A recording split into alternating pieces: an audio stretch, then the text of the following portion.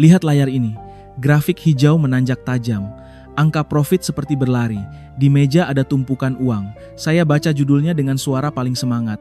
Modal kecil untung besar. Tetapi tiba-tiba layar glitch. Suara kaset rusak. Saya diam sebentar. Lalu saya tarik napas. Karena kita perlu bicara dengan kepala dingin. Saya tahu kenapa Anda klik video ini. Anda ingin ada satu jalan yang cepat.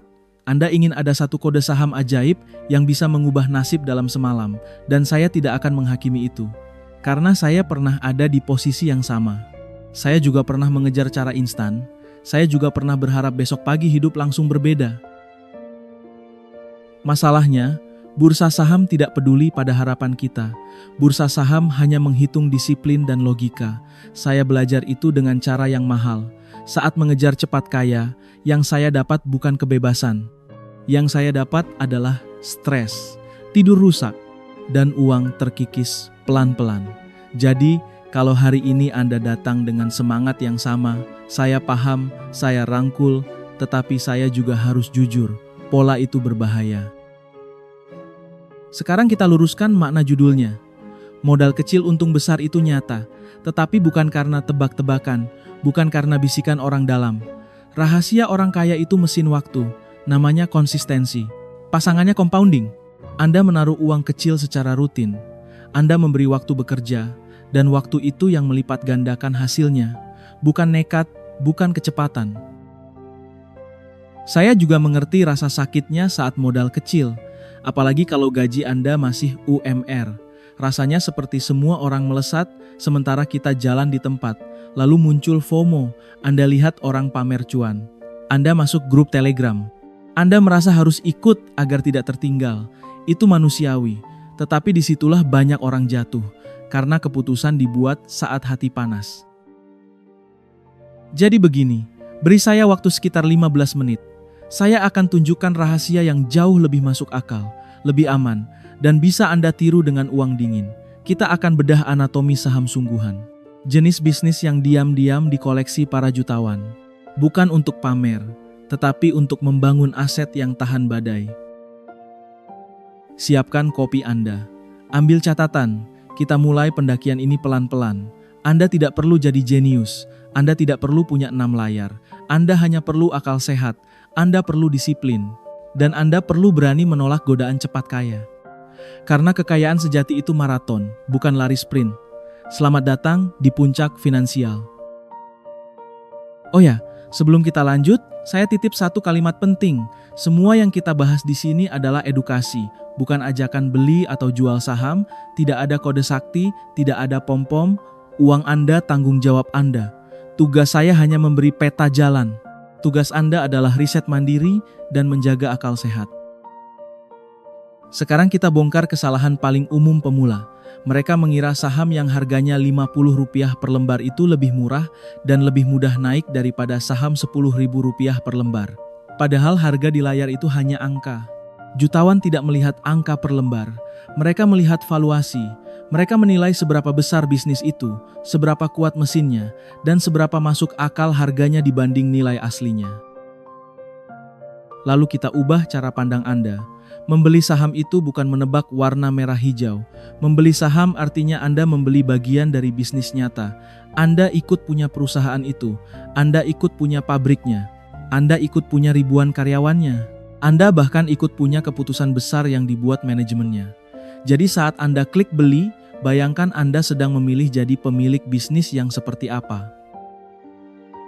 Sekarang saya kasih matematika yang sering dilupakan. Kerugian itu tidak simetris.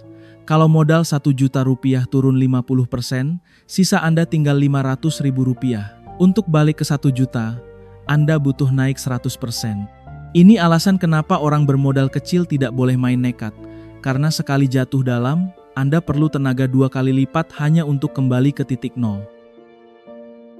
Di titik ini saya wajib sebut hukum besinya. Pakai uang dingin. Jangan pernah pakai uang SPP anak, jangan pakai uang dapur, jangan pakai uang sewa kos, apalagi uang pinjol. Uang panas membuat Anda panik. Panik membuat Anda salah ambil keputusan. Modal kecil dari uang dingin akan mengalahkan modal besar dari uang panas, karena yang menentukan hasil bukan hanya angka, tetapi psikologi. Ini juga tentang ketenangan batin. Target yang masuk akal adalah pertumbuhan stabil, sekitar 10-15% per tahun. Tidak heboh, tidak viral, tetapi konsisten. Jutawan memilih portofolio yang membuat mereka bisa tidur nyenyak. Mereka tidak hidup dari notifikasi. Mereka tidak deg-degan setiap jam. Mereka mengejar return on sleep, untung yang tidak merusak hidup. Kalau mental penjudi sudah kita buang, kita lanjut ke pertanyaan yang lebih penting. Kalau bukan saham gorengan, lalu saham seperti apa yang diam-diam dikoleksi para jutawan? Apa ciri bisnisnya? Apa DNA-nya? Dan kenapa bisnis seperti itu bisa bertahan saat badai datang? Kita bedah pelan-pelan. Saya kenalkan Anda dengan dua pengembara bukit, namanya Raka dan Bima. Raka datang ke pasar dengan api besar di dada. Modalnya 2 juta rupiah, sumbernya utang, targetnya sederhana. Ingin cepat kaya, ingin terlihat menang. Bima berbeda. Gajinya UMR. Tetapi dia disiplin. Dia sisihkan uang dingin 500 ribu rupiah tiap bulan. Tidak ada drama, tidak ada gaya. Bulan pertama, Raka seperti roket. Dia masuk grup VIP. Dia ikut bisikan yang katanya pasti cuan. Lalu sahamnya naik cepat, 30%. Dia pamer tangkapan layar, dia merasa jenius. Dia merasa menemukan jalan rahasia. Bima, portofolionya naik pelan, 2%, terlihat membosankan, terlihat seperti tidak ada hasil, dan orang-orang di sekitar mulai meremehkan. Tetapi, Bima tetap berjalan. Dia memilih bisnis besar yang produknya dipakai banyak orang. Dia beli rutin, nominalnya sama, tanggalnya sama. Setelah itu dia tutup aplikasi, dia kembali bekerja. Dia fokus menambah skill, dia tidak mengejar sensasi. Dia mengejar kebiasaan, karena dia paham uang besar tidak lahir dari sekali beruntung. Uang besar lahir dari ribuan keputusan kecil yang benar. Lalu badai datang, ekonomi global goyah, pasar panik, banyak orang jual apa saja. Dan saat itulah topeng Raka jatuh. Saham yang dia beli ternyata rapuh. Begitu bandar pergi, harga jatuh tanpa ampun. Auto reject bawah berminggu-minggu. Raka tidak bisa keluar, mau cut loss tidak sempat, mau tahan, mental hancur, uangnya yang 2 juta rupiah berubah jadi debu. Portofolio Bima ikut merah, tentu, tetapi bedanya bisnis yang dia pegang tetap bekerja, orang tetap butuh produknya, perusahaannya tetap cetak laba, bahkan masih bagi dividen. Jadi saat orang lain panik, Bima justru tenang. Dia pakai uang dividennya untuk menambah kepemilikan. Dia anggap itu diskon besar, seperti Black Friday, beli barang bagus di harga lebih murah. 15 tahun lewat, Raka sudah muak dengan kata investasi. Dia trauma, dia menganggap bursa itu penipuan, dia kembali mengejar jalan cepat lain. Siklusnya berulang. Bima, tabungannya bertambah pelan tetapi pasti, dividen tahunannya mulai terasa. Bahkan suatu saat, dividen itu lebih besar dari gaji UMR yang dulu dia terima. Tanpa dia harus kerja 2 kali lipat, tanpa dia harus menatap grafik setiap jam. Dari cerita ini, saya ingin Anda pegang satu kalimat. Waktu di dalam pasar akan mengalahkan kepintaran menebak pasar. Kesabaran adalah pemindah kekayaan dari orang yang rakus ke orang yang sabar. Nah, pertanyaannya sekarang, Bima itu memilih bisnis seperti apa sampai dia bisa setenang itu? Di bagian berikutnya, kita bedah DNA saham yang biasa dikoleksi para jutawan. Kita mulai dari kriteria pertama. Saham pilihan Bima bukan saham yang ramai dibicarakan, tetapi bisnis yang punya parit pertahanan, economic moat. Bayangkan kastil yang dikelilingi jurang. Pesaing sulit menyeberang. Bisa karena mereknya menancap di kepala banyak orang. Bisa karena jaringan distribusinya luas.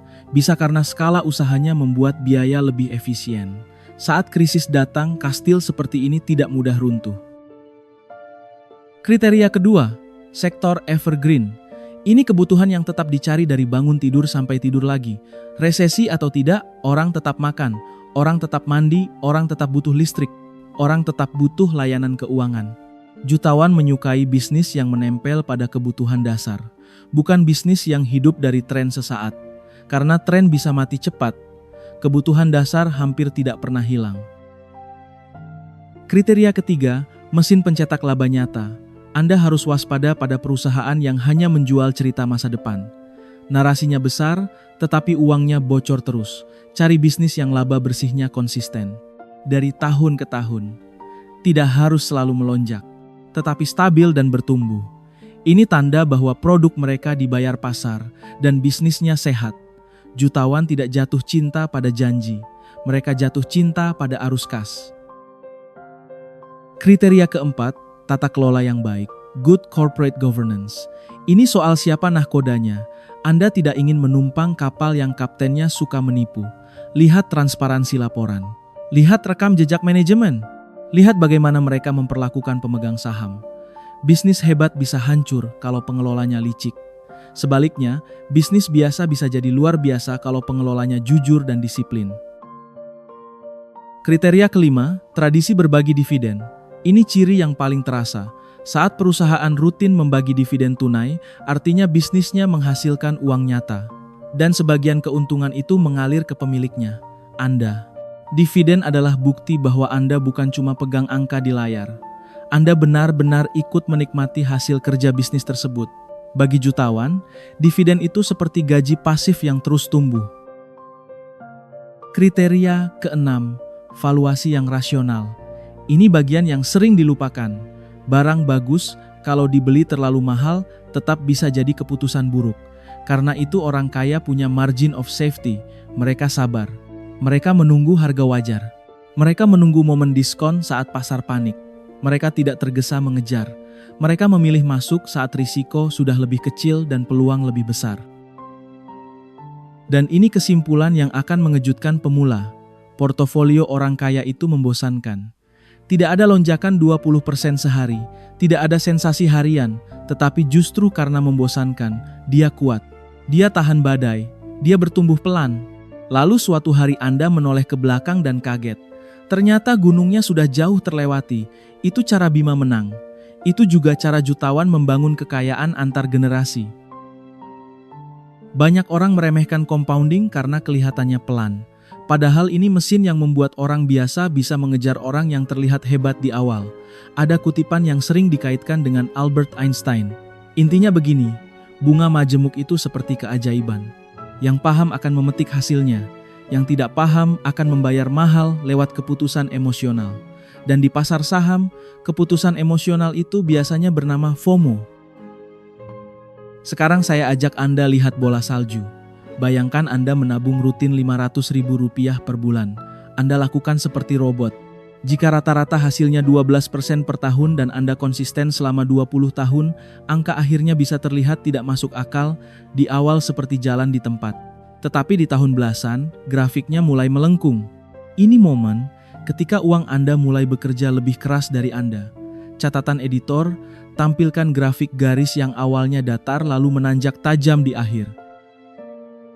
Tetapi saya paham, Anda mungkin bilang, itu kan kalkulator, terasa halu. Oke, kita pakai cerita historis yang lebih nyata. Ingat krisis global 2008, saat itu pasar runtuh, banyak orang trauma. Sekarang bayangkan ada orang yang tidak panik. Dia rutin menabung Rp500.000 per bulan sejak masa itu. Dia masukkan ke bisnis besar Indonesia yang tahan banting, seperti bank kasta tertinggi atau indeks saham besar. Dia tidak menebak bawahnya. Dia hanya konsisten.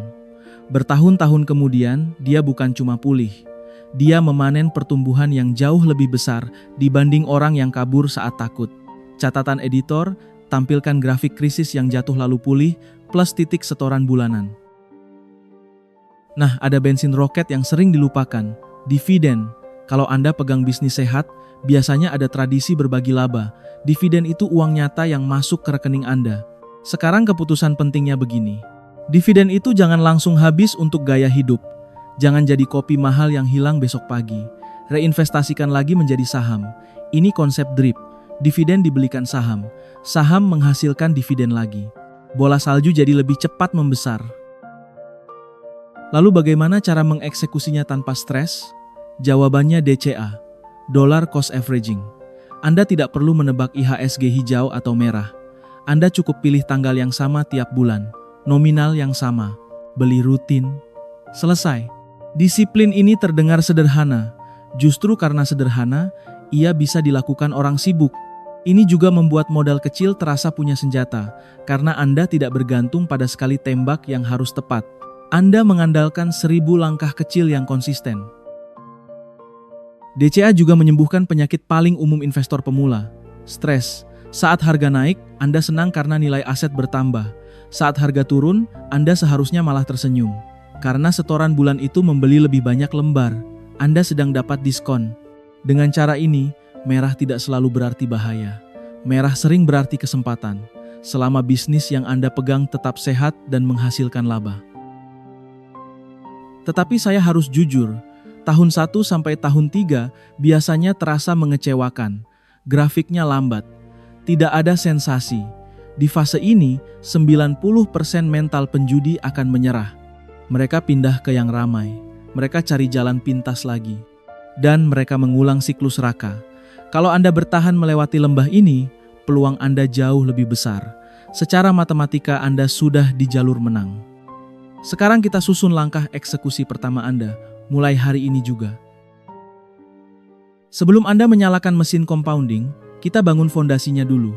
Bayangkan Anda ingin membangun pencakar langit. Kalau tanahnya retak, bangunan setinggi apapun akan ambruk saat gempa. Utang konsumtif dan pinjol itu retakan. Dana darurat itu tiang penyangga. Jadi langkah pertama, audit keuangan Anda. Rapikan pengeluaran, lunasi utang yang menggerogoti, siapkan dana darurat minimal 3 bulan pengeluaran. Ini bukan tugas membosankan. Ini tiket masuk agar Anda bisa bertahan saat badai. Langkah kedua, pilih kendaraan yang legal dan aman. Anda butuh rekening dana nasabah, RDN. Buat di perusahaan sekuritas yang berizin OJK. Jangan asal ikut tautan orang. Jangan tergoda yang menjanjikan profit pasti. Pilih aplikasi yang ringan. Fee transaksi masuk akal. Layanan jelas. Karena kita sedang membangun kebiasaan puluhan tahun, bukan sekadar coba-coba 1 minggu. Langkah ketiga, paksa sistemnya lewat otomatisasi. Pay yourself first. Berapapun yang Anda mampu, Rp100.000 atau Rp500.000, jadikan itu tagihan wajib. Potong di awal setelah gajian, bukan sisa di akhir bulan. Kalau bisa, gunakan auto debit.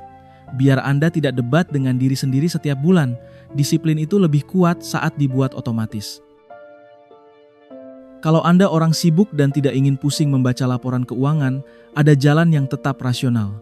Gunakan reksadana indeks atau ETF indeks jika tersedia di platform Anda. Prinsipnya, Anda membeli keranjang perusahaan terbaik sekaligus.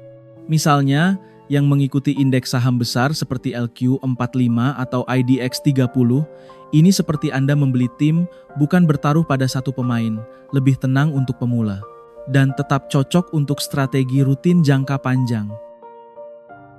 Langkah berikutnya, diet kebisingan. Ini bagian yang menentukan kewarasan. Unfollow akun flexing, keluar dari grup Telegram pom-pom.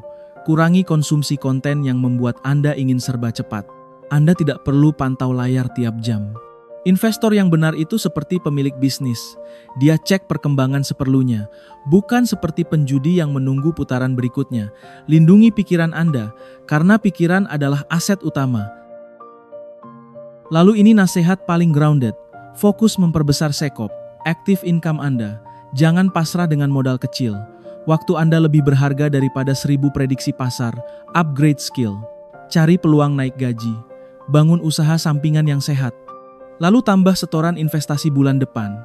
Compounding akan bekerja jauh lebih cepat kalau bahan bakarnya makin besar. Dan bahan bakar itu datang dari penghasilan yang naik. Ingat kalimat ini. Proses ini tidak akan membuat Anda terlihat kaya besok pagi di Instagram, tetapi proses ini bisa menyelamatkan nyawa finansial Anda belasan tahun ke depan. Fondasi kuat, kendaraan legal, setoran rutin, dividen diinvestasikan lagi, noise dibuang, skop diperbesar. Itu blueprint orang waras, dan itu cara paling elegan untuk menang dalam jangka panjang. Sekarang tinggal satu bagian lagi. Kita rangkum dan saya tantang Anda untuk ambil langkah pertama. Jadi kita jawab lagi judulnya, modal kecil untung besar, bisa atau tidak? Sangat bisa. Tetapi metodenya bukan trik. Metodenya adalah bisnis yang fundamentalnya kuat, lalu rutinitas DCA yang konsisten, dividen yang diinvestasikan lagi, dan kesabaran yang panjang. Kalau 4 hal ini Anda pegang, modal kecil Anda punya peluang tumbuh menjadi aset besar yang nyata. Ada alasan kenapa saya selalu bilang, kaya pelan-pelan itu lebih elegan, lebih bermartabat, dan lebih menenangkan batin. Karena Anda tidak hidup dikejar target harian, Anda tidak takut besok miskin lagi. Anda tidak tidur dengan rasa cemas karena utang atau margin call. Anda membangun kekayaan seperti membangun rumah. Satu bata per satu bata, hasilnya tidak heboh tetapi kokoh. Dan kabar baiknya, Anda tidak butuh IQ jenius. Anda tidak butuh warisan miliaran. Anda tidak butuh 6 monitor. Anda hanya butuh akal sehat. Anda butuh uang dingin. Anda butuh disiplin yang kuat. Bahkan dengan gaji UMR, kalau Anda konsisten dan terus menaikkan setoran seiring penghasilan naik, peluang pensiun sejahtera itu nyata. Ini permainan kebiasaan, bukan permainan pamer. Sekarang saya ingin tantang Anda untuk bantu algoritma sekaligus bantu diri Anda sendiri. Lihat sekeliling rumah Anda, pilih satu brand yang Anda pakai sehari-hari. Sabun, mie, bank, minuman, apa saja. Menurut Anda, brand itu masih akan dipakai orang 20 tahun ke depan atau tidak? Tulis di kolom komentar, kita diskusi bareng. Saya ingin lihat cara berpikir Anda mulai berubah dari pemburu cuan jadi pemilik bisnis. Kalau video ini terasa menampar tetapi menyelamatkan, tekan tombol like, biar lebih banyak orang tidak jatuh ke jebakan cepat kaya yang merusak hidup. Dan jangan lupa subscribe, karena di channel ini kita tidak jual mimpi, kita bangun sistem. Kita mendaki pelan-pelan tetapi pasti. Kalau Anda masih bingung cara membaca laporan keuangan dengan bahasa manusia, saya sudah siapkan video lanjutan, nanti akan muncul di layar Anda. Itu akan jadi bekal supaya Anda bisa menilai bisnis tanpa harus jadi analis. Anda akan tahu apa yang harus dilihat, apa yang harus dihindari, dan bagaimana tetap rasional saat pasar ramai. Saya Zian, ingat, kekayaan sejati itu maraton, bukan lari sprint. Teruslah mendaki dengan cerdas, tetap tenang, tetap rasional. Dan sampai jumpa di video berikutnya di Puncak Finansial.